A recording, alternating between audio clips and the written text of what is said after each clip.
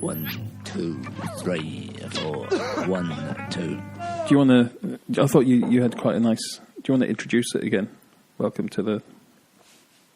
All right. Yeah, whenever you're ready. Okay. I mean, it's just, yeah.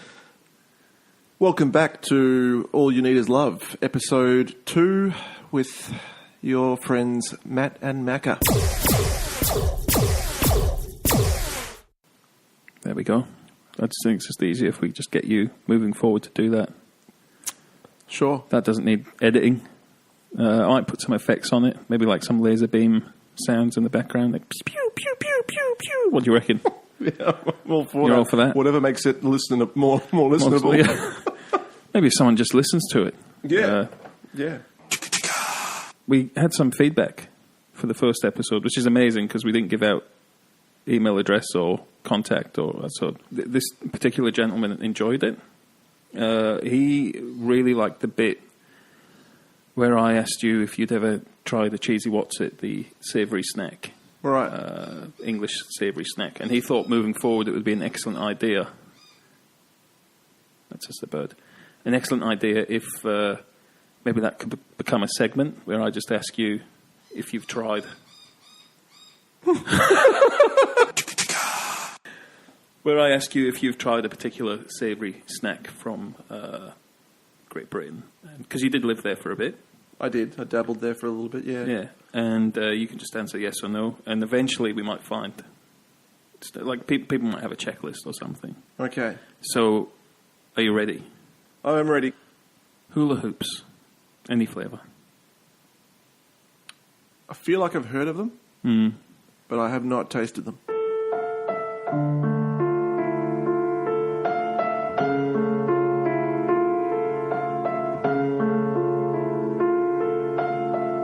That's a no. That's a no. They still exist? Are they still... Oh, yeah. Still very much going. Maybe we can get some imported in to Melbourne, and then we can actually trial them on the show. Wow.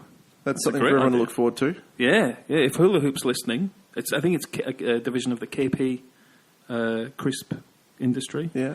If they're listening, We'll scratch your back, you scratch ours. You know what I'm saying? Yeah. I mean, this chap got in touch with us somehow, so you find a way. Yeah, that's right. All right, well, I think that was a strong start. Yeah. You've got this kind of, every major news story or horrendous, event that happens around the world, it's pretty much got that 15 minutes of window time, and then something else will replace it, and we pretty much forget about it. So, like they're saying that the whole Harvey Weinstein thing, and I'm no conspiracy theorist, but they're saying that has come along at a pretty appropriate time, after the Las Vegas shootings. Because no one's talking about that anymore. That's just disappeared out of the papers straight away after being... Because that was the last we heard was they don't know why he did it.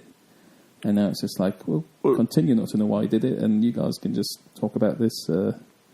Did you see, like, the day after it happened, I was at work and we were all looking at YouTube video footage people had shot on their phone. Oh, so working hard. Yeah, it was a quiet time. And this is the thing, when these things happen...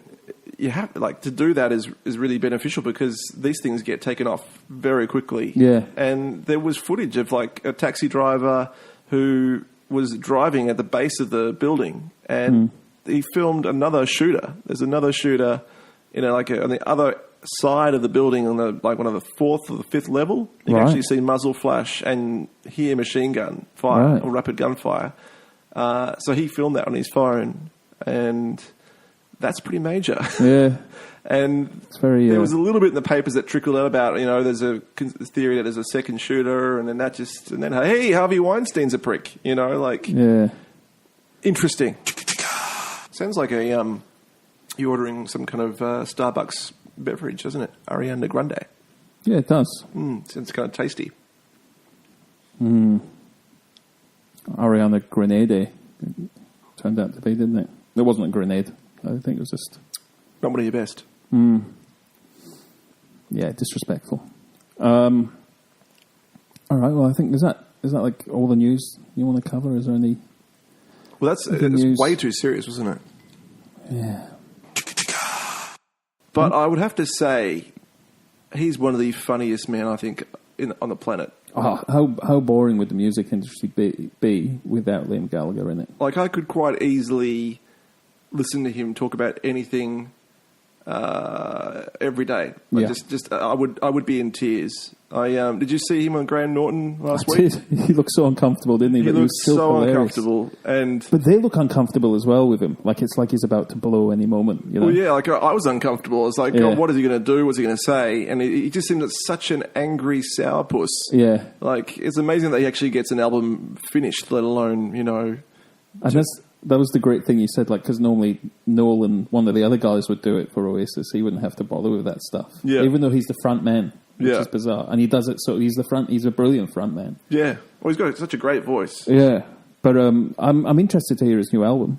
I've heard a little bit of it, and it sounds, like Yeah.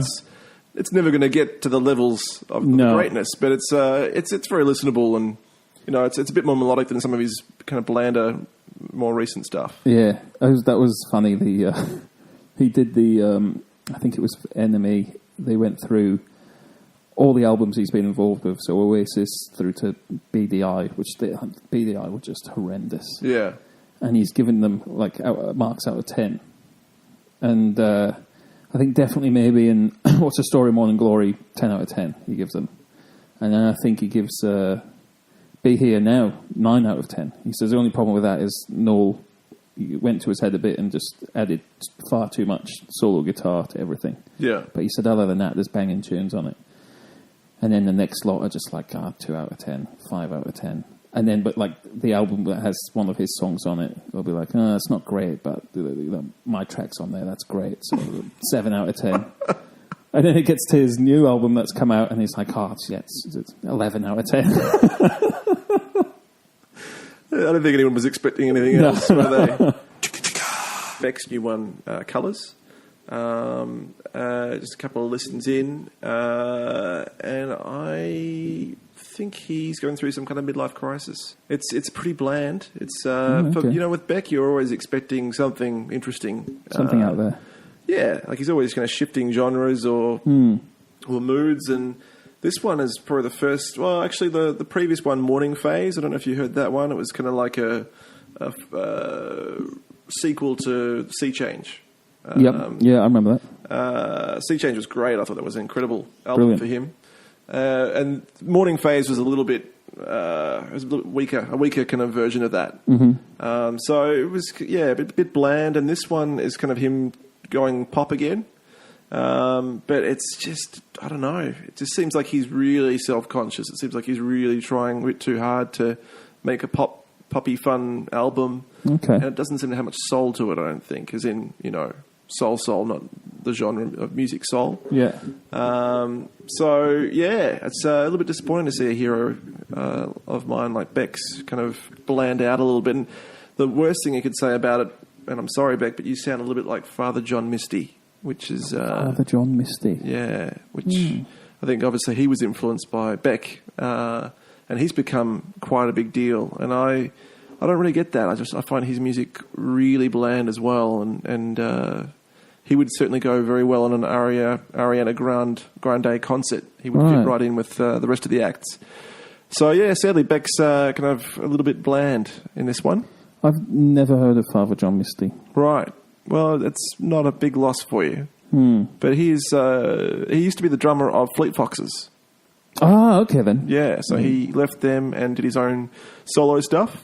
And that's his name's Father John Misty, or what? Yeah. Well, his stage name, I guess. Okay. I don't know what his real name is. Yeah, but why not name it after a pedophile? That's a great... Is that a pedophile? It's a priest, isn't it? Like Father so-and-so. Right. That would be strange marketing if it was actually, pedophiles are in. Like Badly Drawn Boy, that's a cool name. Yeah. Yeah. But Father John Maloney. Yeah. He's going to strike fear into the hearts of some, I think. With his new song, Wandering Hands.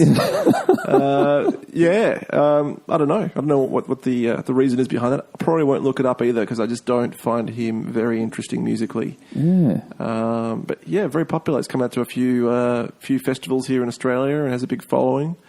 So who am I? Who am I to criticise? We're not part of the following. We are old fuckers, let's be honest. Not part of his flock. No. I think that's what the priests call it when they have a not kids, like just the, A flock of priests. their parishioners. Right. Right. And I wonder if does he wear like a collar on the... Oh, it'd be better if he did. It'd give some kind of point of difference. But again, I haven't researched too much about him. Just like a big crucifix in the background. That would be amazing. Yeah. Yeah. Or maybe just like a devil outfit, like the horns. It'd be like people would be thinking it's a religious concert and be rudely awakened. Or he performs exorcism on stage. Yeah. Well, that would be very interesting. We should go and see him. Well, I think we'd be disappointed. To suggest this to him. Yeah. Like, approach him. Father John Misty, here's some ideas. I assume he'd have some kind of suggestion box at the front of the stage for people. Just like, help my career get more interesting. I do like organs, though. I know, I bet you do. You're always playing with your own. I mean... It's got a good sound. An organ does have a good sound. It does. Big church organ. It's very powerful. You love a big organ, don't you? Well, especially a powerful one. And if you stand close to it, that just blasts in your face. Yeah, and like everything vibrates around, like like the vases on the mantelpiece. They just kind of they're teetering on the edge like an earthquake because of that big ass organ. Like an eruption. Like an eruption, just like a volcanic eruption. Yeah, it ends up everywhere. Yeah. Dripping off of everything. Well, I don't know how it drips, but we are talking about organs, the musical instrument, aren't we? Big organs, yeah. Okay. Anyway. Okay, so the wolf dream, which you had, that we spoke about last week. You didn't have it last week, you had it when you were younger. Apparently that's just like a sign of change, sudden change. Well, during the week I did some research and I sent that to you. I have a dream book at home. Yeah. And it's a slightly antiquated dream book, which refers to several terms of the N-word used to refer to the African community. That's how old it is. And you flip to the back of the book, and there's a picture of the guy who wrote it, and he looks like a KKK member. Oh, wow. Yeah. But so his dream book is what I refer to. And for wolves, he basically said that you're going to be robbed by thieves, was the general consensus. And when you were 13, were you robbed by anyone? No, but I did have a vase thrown through the back of my car window Yes, I remember. a few years ago. That's all I could equate as... That's big. That's a long shot. You reckon? Yeah. Bit of a delayed response to that dream. Yeah, that's very Maybe delayed. it's just I saw a scary movie and it manifested into a wolf on top of the car.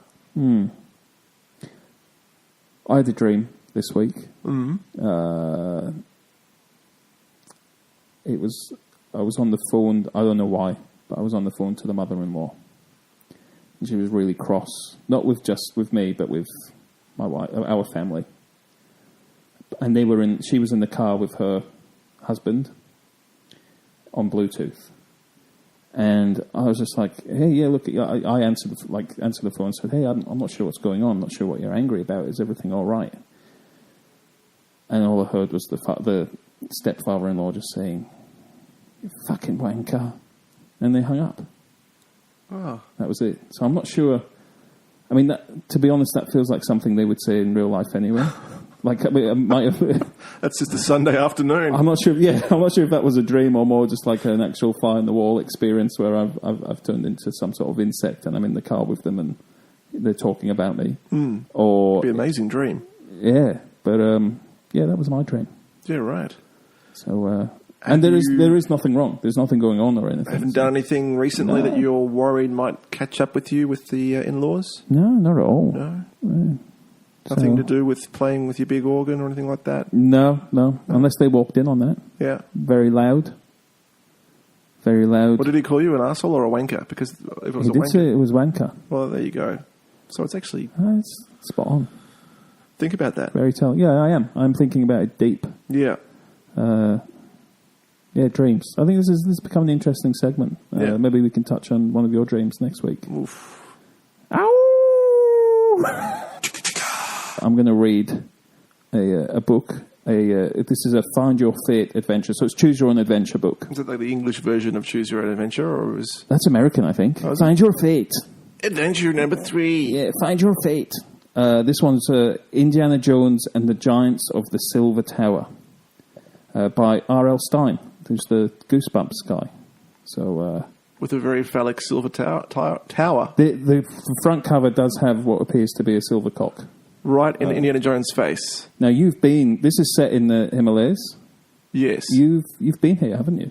I have been in the Himalayas. Was there Didn't see any silver towers. no huge silver cocks? No, there are a couple of frozen ones, but Bet. yeah, but does get awfully cold up there Yeah, and well, down there. I thought we could relate some of this to your experience while we're going through this book. I'm going to paraphrase what happened because there's quite a lengthy introduction here. Mm-hmm. Basically, you're staying with Uncle Indy because your parents have gone away, and Uncle Indy. Sorry, not your uncle. He's your cousin, apparently. Cousin Indy. That's quite a cool cousin to have, isn't it? It'd be awesome. I mean, no disrespect to any of my cousins.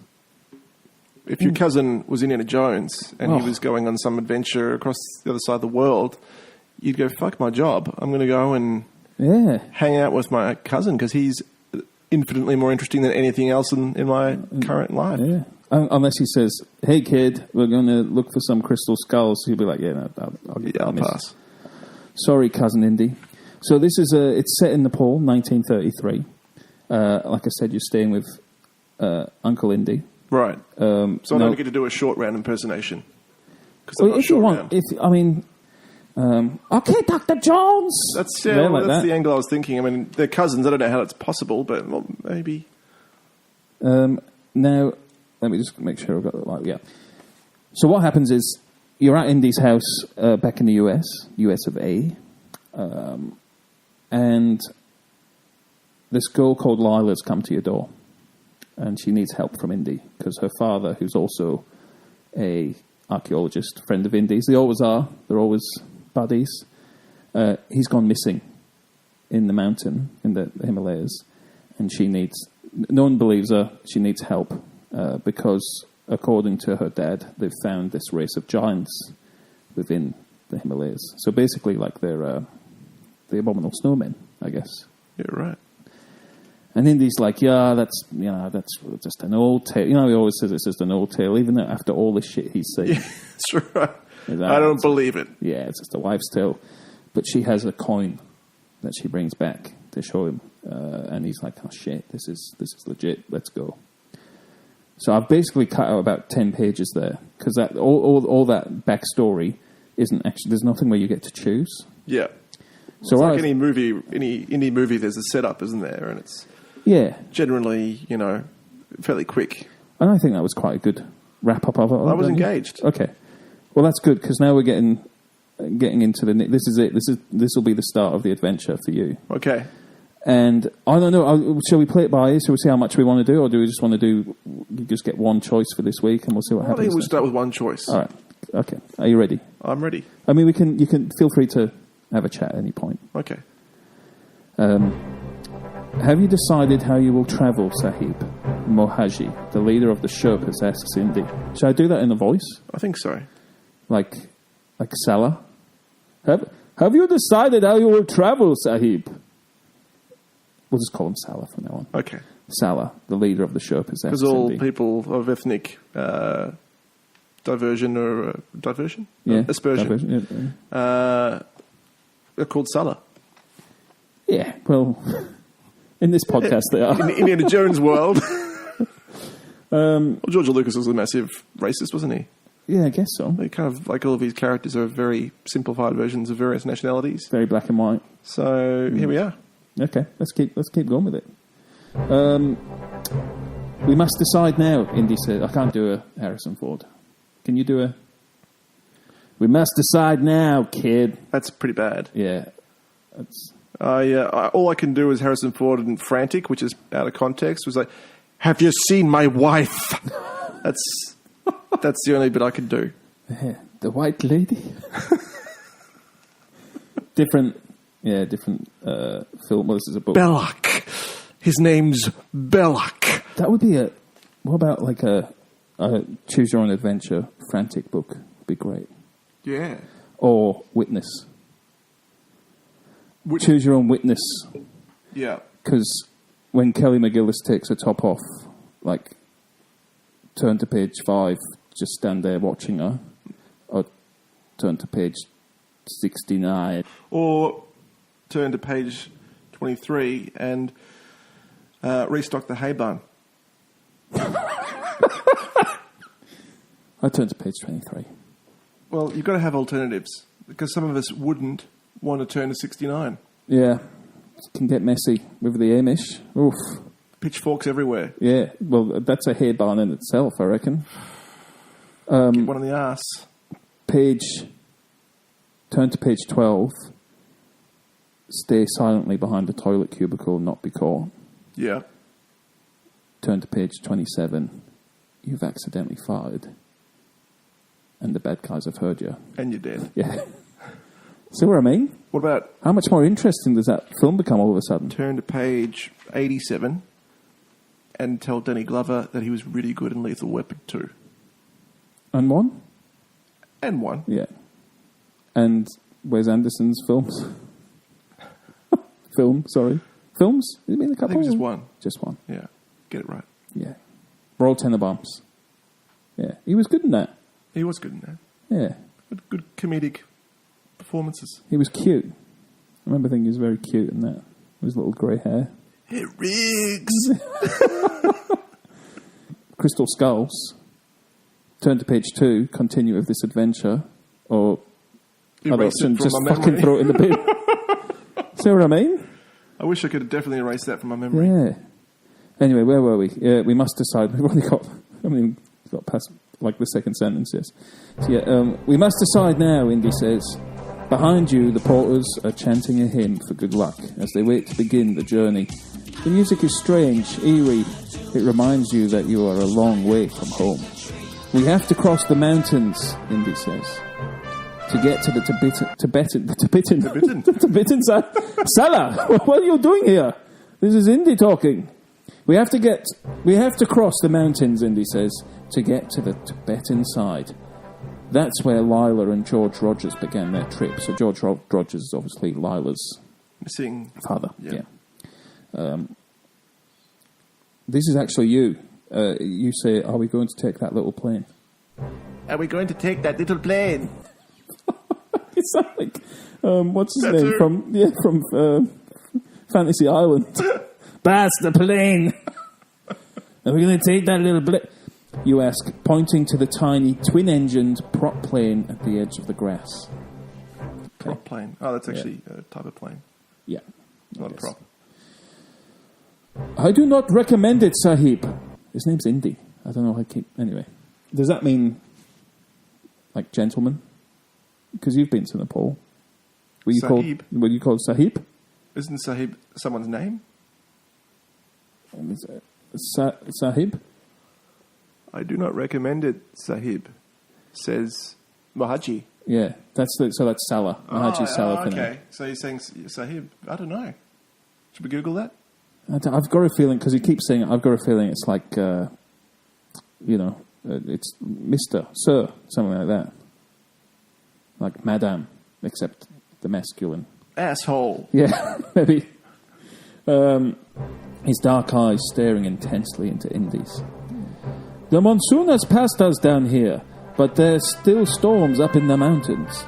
Better allow me to lead you on foot. So I think this is where your choice is going to come in a minute. Uh-huh. But we've got to take the plane. It's so much faster, Lila cries. I'm sure Lila's pretty hot. She is. I'd She's probably young. listen to her. I think she's like young enough for being interest for you, like the 13-year-old you. Right. Well, let's And- hope that the book continues in that path. Yeah, and we're too young to be an interest for Indy. Yeah. Is Kelly McGillis going to pop up many times soon? Maybe Father John Misty would have a go. I'm not sure. He's not in this. But Kelly McGillis, I hope so. Turn to page 69. No, let's keep going. Lila cries, Dad has been up there for weeks already, so he has been missing for a while. I forgot to mention that. So there is a bit of like Urgency. haste, involved. This is your first big... No, I'm not sure... This is your first big decision. I'm not sure why this decision is resting on the shoulders... On the kids' Yeah. shoulders, yeah. When we've got Indy, who's taken on the Nazis twice. More than capable. Yeah. Yeah. I mean, he's looking after you. Yeah. He's your guardian. He really should be guiding. Indy had a bong or something beforehand. He was like out of his mind. Or he had some mushrooms. That's probably more Himalayan, isn't it? It's like, hey kid, we're going to be a little bit out of it for a while. Why don't you take over the reins? Hey kid, me and Lila are just going to be in this tent discussing a few ideas. Can you sort out everything else? So should you try to fly to the Tibetan side of the mountains? Or follow Salah and his men on foot? Well, that's a good question, because like they're selling Salah like he might not be someone to trust. Okay. With his dark, intense eyes. And he keeps calling Sahib, we haven't checked that, but that might mean like arsewipe. Yeah, like we haven't. That's right. Yeah. We need to do some research there. But really then at the same time, planes and Indiana Jones don't bode very well. They're also, he always comes out good.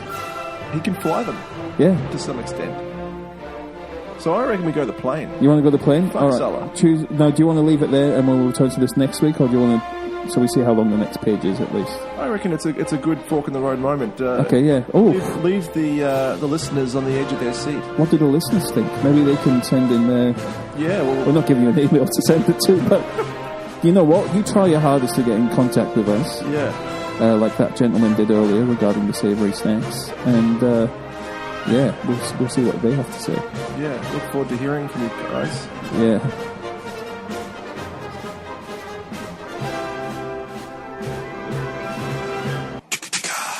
The internet's fucked, isn't it?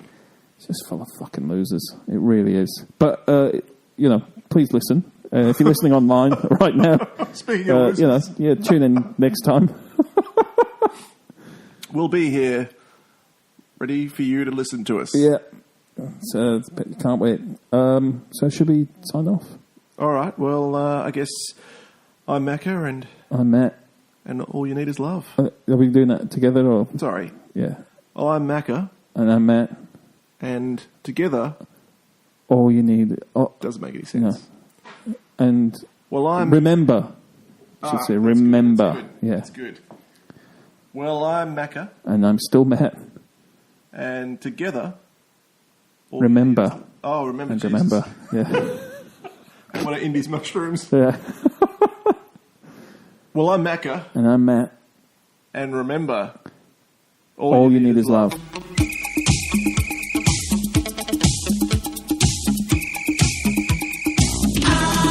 got do, push pineapple, shake the tree. I got do, push pineapple, grind coffee. To the left, to the right, jump up and down and to the knees. Come and dance every night, sing with a hula melody. I met a hula mistress somewhere in Waikiki. Well, she was selling pineapple, playing ukulele. And when I went to the girl, come on and teach me to sway, she laughed and whispered to me, yes, come tonight.